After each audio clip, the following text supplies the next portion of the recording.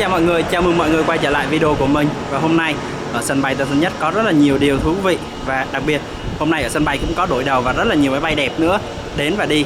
Bây giờ thì cùng mình đi tìm hiểu thôi nha. Hôm nay là một ngày rất là đặc biệt tại sân bay Tân Sơn Nhất. Đầu tiên là hôm nay sân bay đổi hạ cánh vào buổi chiều là đổi về hạ cánh đầu 07. Đây là một trong những dịp rất là hiếm hoi khi mà chúng ta được nhìn thấy máy bay cất và hạ cánh rất là gần như thế này. Bây giờ chúng ta đến với chiếc Airbus A320 của hãng hàng không Vietjet Air.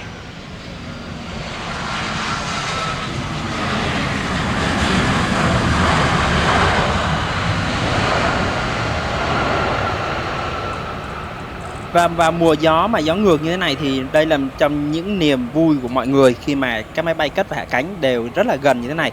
Chúng ta sẽ thấy được máy bay chạm đường băng này, nghe được, ngửi được cái mùi lốp này, thấy cái máy bay nó rít khi mà giảm tốc rất là nhiều luôn. Còn đây là một chiếc máy bay khác, chiếc Airbus A320 của Air Asia, chiếc máy bay đang phải go round, gọi là bay lên lại. Và đây là quy trình do phi công quyết định chấm dứt việc hạ cánh khi máy bay đang trong quá trình tiếp cận đường băng. Thay vì đáp xuống thì phi công sẽ tăng ga công suất động cơ, nâng mũi máy bay lên để máy bay trở lên lại, gia nhập lại vòng lượn.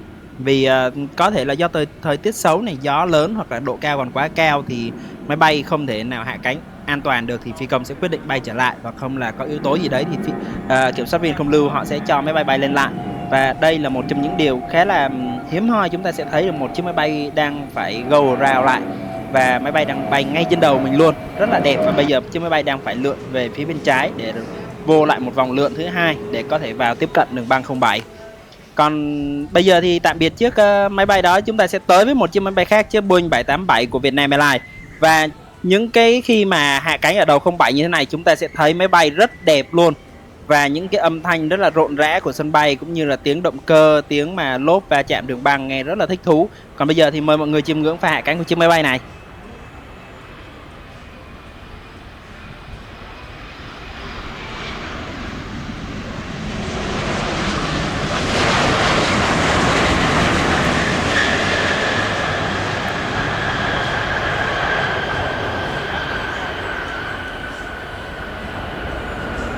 Sao mọi người cảm nhận như thế nào những cái âm thanh rất là rộn rã, những cái tiếng động cơ và những tiếng cái bánh ma sát với đường băng nghe đã, đúng không mọi người?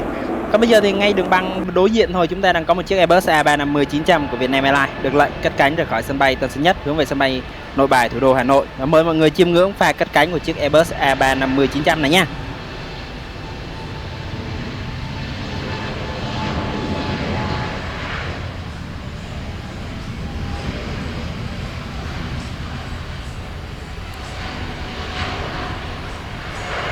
Và chiếc máy bay đã nhanh chóng rời khỏi đường băng và lấy độ cao hướng lên bầu trời. Và chúng ta sẽ tới với một chiếc máy bay khác đang hạ cánh.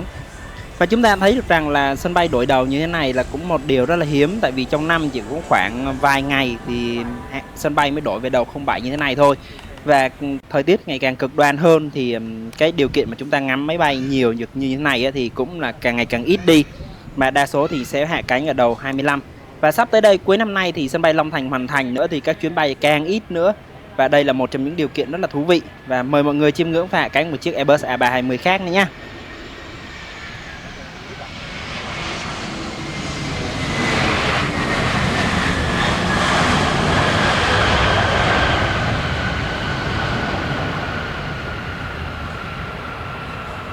Và thật lòng thì mình cũng đang rất là có một chút gì đó buồn. Tại vì nếu mà cuối năm nay sân bay Long Thành mà đưa vào khai thác sử dụng thì chúng ta sẽ thấy máy bay sẽ quốc tế đến sân bay Tân Sơn Nhất sẽ là đã ít rồi, còn chủ yếu các chuyến bay quốc nội thôi. Đây là một trong những điều cũng khá là buồn. Vì nếu mà muốn coi máy bay hay ngắm máy bay, chúng ta phải xuống tới Long Thành, một đoạn khá là xa. Và hy vọng thì tương lai sẽ có những cái đường kết nối nhanh hơn, chúng ta sẽ đi xuống Long Thành dễ dàng hơn. Còn bây giờ thì trên màn hình chúng ta đây là chiếc Airbus A321neo của Sun Phú Quốc Airways đang cất cánh rời khỏi sân bay Tân Sơn Nhất hướng về Phú Quốc. Và ở đầu đường băng này chúng ta sẽ thấy máy bay cất và hạ cánh rất là đẹp luôn. Và đặc biệt là chúng ta sẽ thấy máy bay cất cánh rất là nhanh. Còn bây giờ thì chúng ta sẽ tới với Boeing 7879 Dreamliner của Korean Air. Chiếc máy bay thực hiện chặng bay từ Incheon, Hàn Quốc về đến sân bay Tân Sơn Nhất. Và đặc biệt chiếc máy bay này có màu sơn mới của hãng đấy. Và bây giờ chiếc máy bay nhanh chóng hạ cánh xuống đường băng.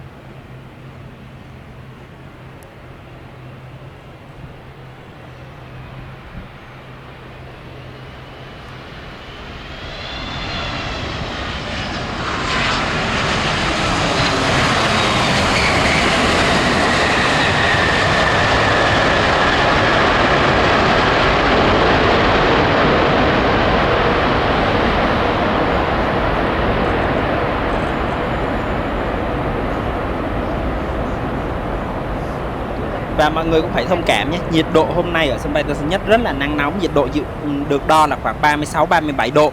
Nhưng mà bề mặt thực tế bên ngoài thì gần 40 độ là.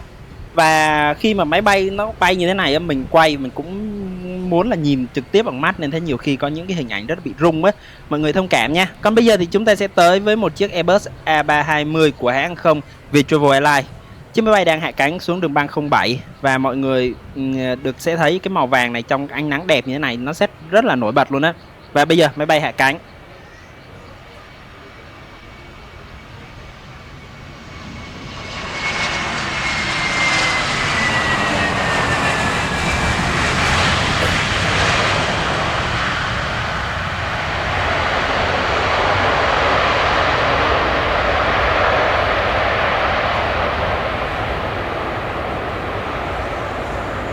Và để nói rằng là thông thường máy bay sẽ cất và hạ cánh là ngược chiều gió, nên thế là hôm nay gió đổi chiều, nên thế là sân bay cũng đổi chiều về cất và hạ cánh luôn. Và thường những giai đoạn này thì sân bay Tân Sơn Nhất sẽ chỉ đổi khoảng vài tiếng thôi chứ không đổi lâu đâu. Thường là từ trưa và đến khoảng 2-3 giờ chiều sẽ đổi lại, lúc đấy gió đã lặng hơn. Còn bây giờ là một chiếc Airbus A350-900 của Singapore Airlines cất cánh rời khỏi sân bay Tân Sơn Nhất.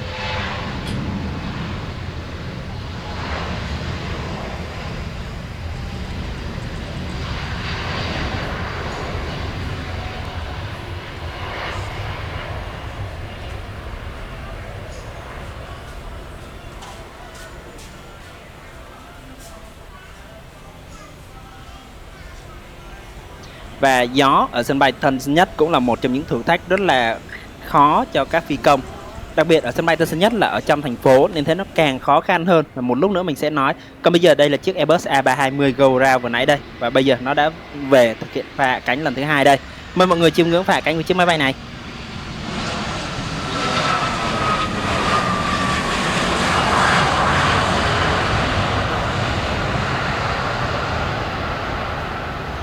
Và chiếc máy bay của Air đã hạ cánh thành công sau lần go around hủy hạ cánh một lần trước. Bây giờ máy bay đã hạ cánh xuống đường băng 07 rồi. Và bây giờ ngay phía sau đây chúng ta sẽ có một chiếc máy bay khác của Vietnam Airlines. Những chiếc máy bay cũng đang nhanh chóng hạ cánh xuống trong điều kiện gió như thế này. Và đặc biệt khi mà hạ cánh ở đầu 07 trái này thì phi công sẽ phải điều khiển bằng tay hoàn toàn.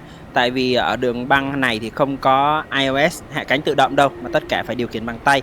Lúc này là kỹ năng của phi công là đòi hỏi rất là phải cao và tuyệt vời, và đây là những lúc mà các anh phi công có lẽ là thích nhất và được điều khiển chiếc máy bay hoàn toàn luôn.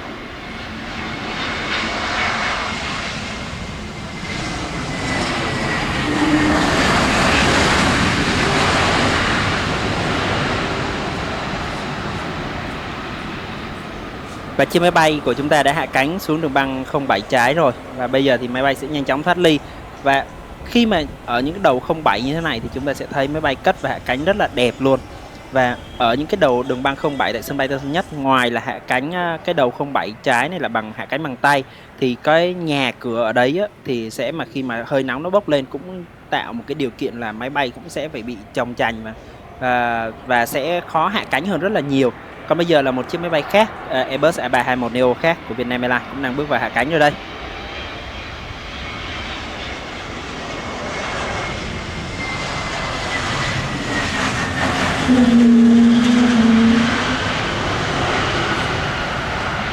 Và đây là một trong những khoảnh khắc mà rất là ít khi mọi người sẽ được thấy, đúng không mọi người?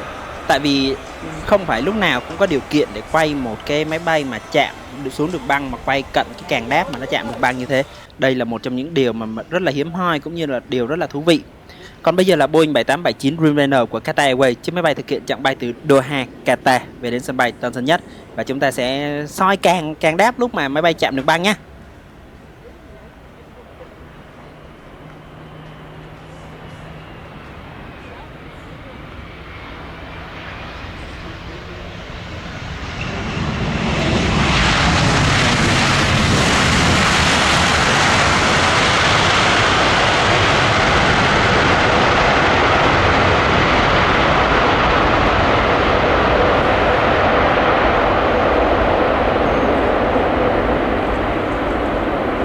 Và với mình đây là một trong những điều kiện lý tưởng để có thể đi quay máy bay. Tuy là rất là nắng nóng nhưng mà đây là một trong những điều kiện mà chúng ta có thể nhìn máy bay mà gần đến được như thế này.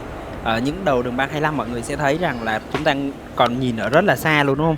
Khi mà máy bay chạm đường băng thì cũng là còn đã là một khoảng rất là xa rồi, nhưng mà ở đầu 07 thì chúng ta sẽ thấy rõ hơn. Ở đầu 07 này thì có rất là nhiều quán cà phê, nhưng mà chúng ta có thể có những cái lựa chọn của mình. Nhưng mà ở đầu 07 thì một cái lưu ý là mọi người nếu mà thấy đổi đầu thì nên đi liền, tại vì đổi đầu ở sân bay Tân Sơn Nhất nhanh chóng họ sẽ đổi lại lắm, chứ không phải lúc nào cũng giữ nguyên một cái đầu 07 mà đổi khoảng mười mấy tiếng đâu.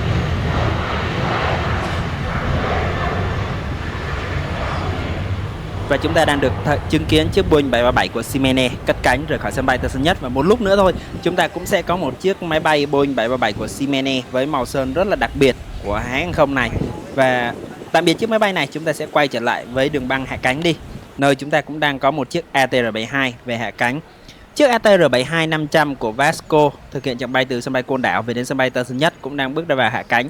Mọi người thấy cành cây gió rất là đung đưa rất là mạnh, và máy bay ATR-72 cũng sẽ phải hạ cánh cũng rất là khó khăn đấy.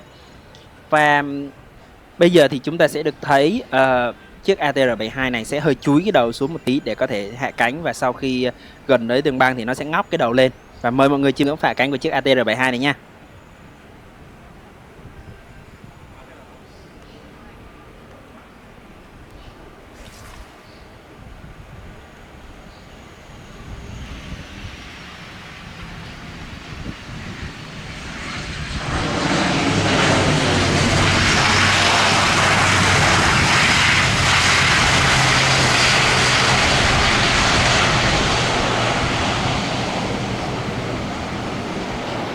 Và tạm biệt chiếc ATR-72-500 của Vasco, chúng ta sẽ tới với chiếc Boeing 737 của Siemens Air. Chiếc máy bay này thì có màu sơn rất là đặc biệt.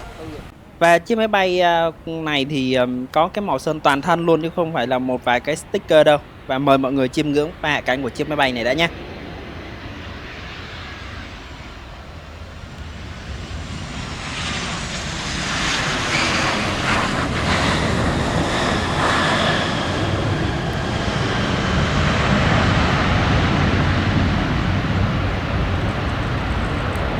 Và chiếc máy bay này có một cái livery màu sơn đặc biệt tên là Beijing Dancing. Và mọi người sẽ thấy được rằng đây là một trong những màu sơn rất là đẹp nổi bật của hãng hàng không này. Và khi mà máy bay trở ra chúng ta sẽ nói chuyện nhiều hơn về chiếc máy bay này nhé. Còn bây giờ thì chúng ta sẽ tới với một chiếc máy bay hạ cánh khác, chiếc Airbus A320neo của Sun Phú Quốc Airways. Và bây giờ mời mọi người chiêm ngưỡng pha hạ cánh của chiếc máy bay này.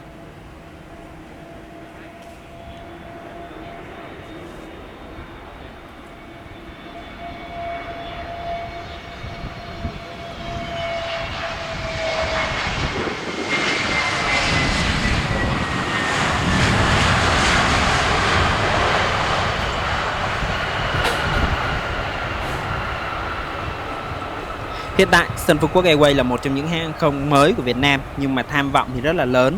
Đặc biệt là hãng hàng không này đang tuyển một đội ngũ nhân sự, kỹ thuật, phi công, người lái và rất là nhiều người khác liên quan tới Airbus A330. Và theo như vài nguồn tin thì hãng hàng không Sun Phú Quốc Airways sẽ sử dụng dòng máy bay Airbus A330-200 và sẽ mở đi rất là nhiều nơi, đi quốc tế, đi rất là xa luôn.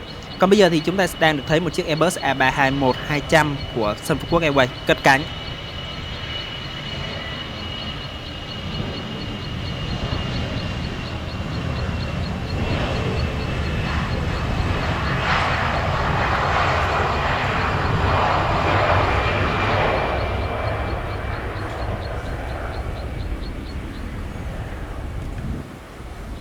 Và bạn nào đã đi trải nghiệm của Sun Phú Quốc Airways rồi có thể để lại trải nghiệm cho mình biết với không? Và mình đánh giá rất là cao dịch vụ của Sun Phú Quốc Airways đấy, nhưng mà không biết mọi người có cảm nhận và khi mà đi hãng này như thế nào thì để lại dưới phần bình luận nhé. Còn bây giờ thì chúng ta sẽ tới với Airbus A350-900 của Vietnam Airlines hạ cánh xuống đường băng 07 trái.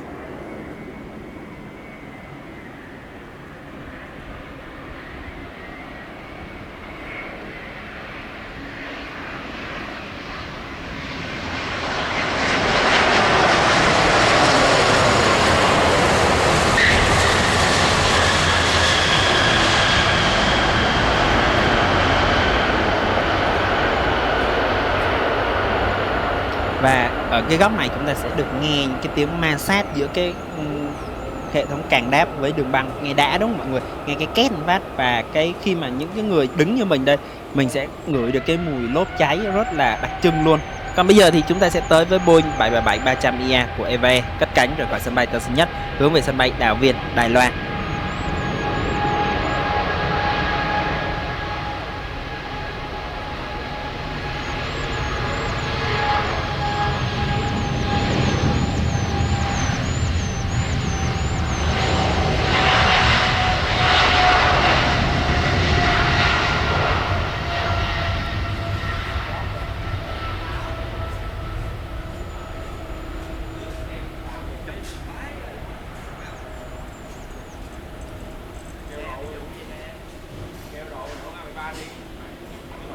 Và mọi người có thắc mắc rằng tại sao mà khi máy bay đang chạy trên đường băng thì nó bị nhòe nhòe không? Thực ra đấy là cái hơi nóng nó bốc lên mọi người. Hiện tại thì khi mà ghi hình hôm nay điều kiện thời tiết ghi nhận trên đồng hồ thôi nhá là đã là 37 độ rồi, và thực tế có lẽ phải nóng gần 40 độ, nên thế là cái hơi nóng bốc lên rất là cao. Và khi mà quay phim như thế này chúng ta sẽ thấy cái làn hơi nóng nó bốc lên là khiến hình nó nhòe nhòe. Còn bây giờ thì chúng ta sẽ tới với một chiếc máy bay rất là đặc biệt của Vietnam Airlines, chiếc máy bay thứ 100 của hãng hàng không này.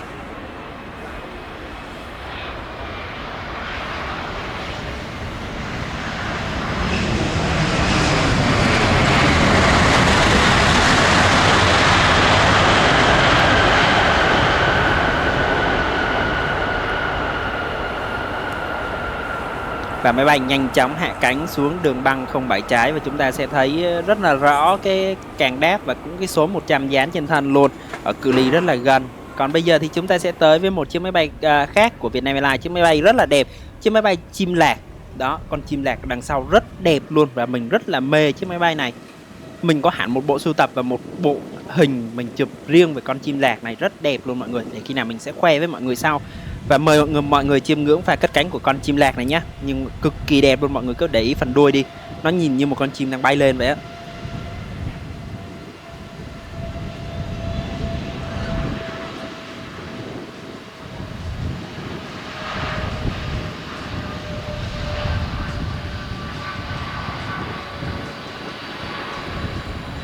Và do hôm nay thì chiếc máy bay này bay khá là xa, nên thế là có lẽ đường chạy đà khá xa đấy, nên thế là chúng ta sẽ thấy máy bay bị đi một quãng rất là xa mới bay lên, nên chúng ta chưa nhìn được thật kỹ. Để hôm nào mà chiếc máy bay đó như thế này chúng ta cũng sẽ thấy được rằng như một con chim đang lao lên bầu trời vậy luôn, và rất là đẹp đúng không? Và bây giờ thì chúng ta sẽ tạm thời chia tay với máy bay chim lạc này, chúng ta sẽ tới với một chiếc máy bay khác cũng đang bước vào hạ cánh. Và chúng ta đang tới với một chiếc Boeing 787-10 Dreamliner của Vietnam Airlines, và chiếc máy bay cũng đang nhanh chóng hạ cánh xuống đường băng 07 trái.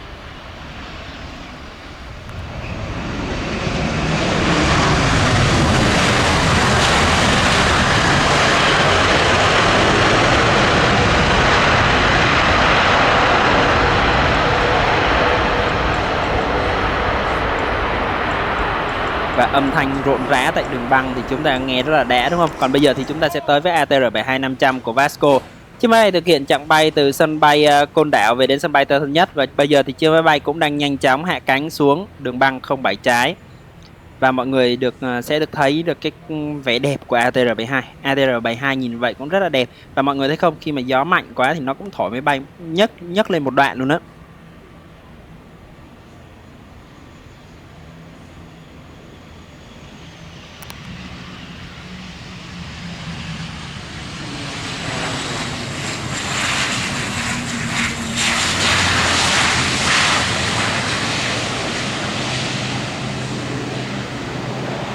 Và ATR-72 hạ cánh rất là nhanh, tại vì nó chỉ cần đường băng ngắn là nó có thể hạ cánh được rồi. Còn bây giờ thì chúng ta sẽ tới ngay một máy bay phía sau, chúng ta sẽ tới với một chiếc Airbus A321neo của hãng không Vietjet Air, và chiếc máy bay cũng đang hạ cánh xuống đường băng 07 trái.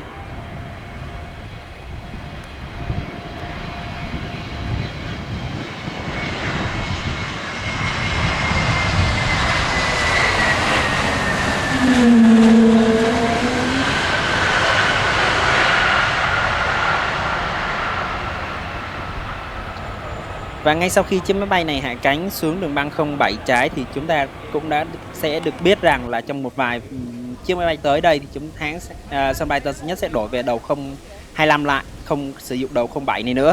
Và bây giờ thì chúng ta sẽ tới với một chiếc Boeing 787 khác của Vietnam Airlines cũng đang nhanh chóng hạ cánh xuống đường băng 07.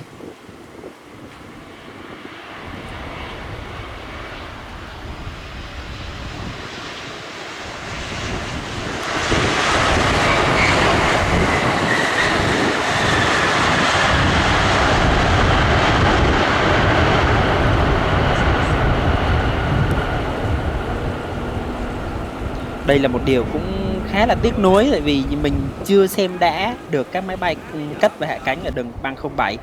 Còn bây giờ thì chúng ta sẽ tới với chiếc máy bay cuối cùng, chiếc Airbus A320neo của hãng không Vietjet Air sẽ hạ cánh đầu 07 này, và chiếc tiếp theo sẽ hạ cánh ở đầu 25 nha mọi người.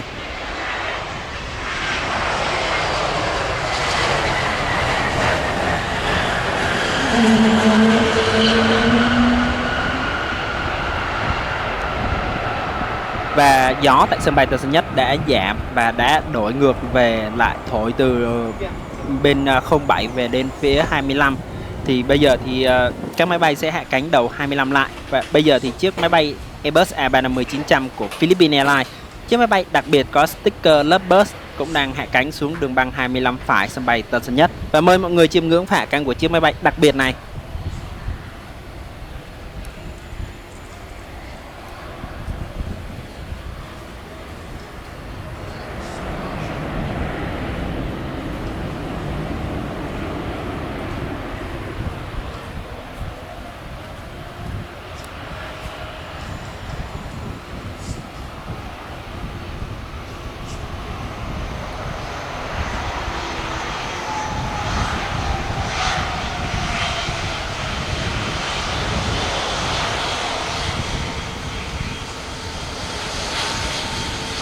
Và chiếc máy bay này đã hạ cánh xuống đường băng 25. Đây là một trong những chiếc máy bay nổi bật nhất trong ngày hôm nay tại sân bay Tân Sơn Nhất luôn mọi người.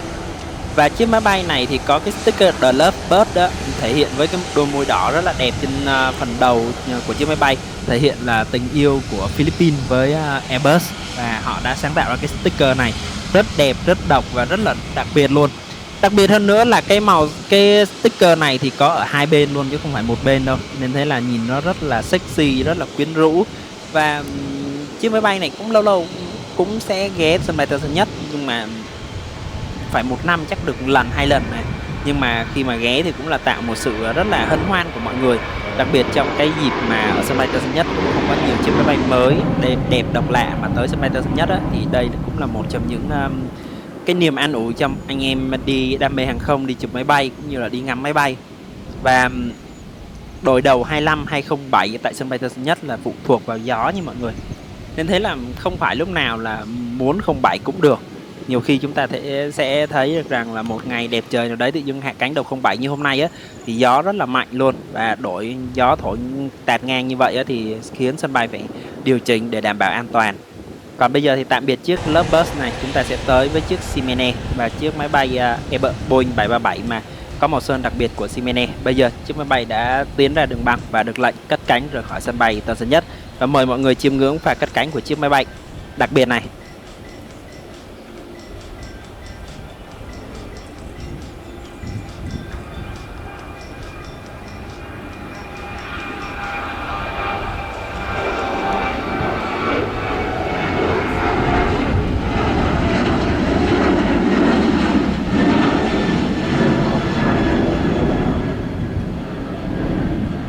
Ngay sau khi chiếc máy bay đặc biệt với màu sơn đặc biệt của Ximenez cất cánh rời khỏi sân bay Tân Sơn Nhất, thì cũng ngay phía sau chúng ta sẽ thấy chiếc Boeing 7879 Dreamliner của Corsair cất cánh rời khỏi sân bay Tân Sơn Nhất. Và mời mọi người chiêm ngưỡng pha cất cánh của chiếc máy bay với màu sơn rất đẹp này, cất cánh rời khỏi sân bay Tân Sơn Nhất hướng về sân bay Incheon của Hàn Quốc.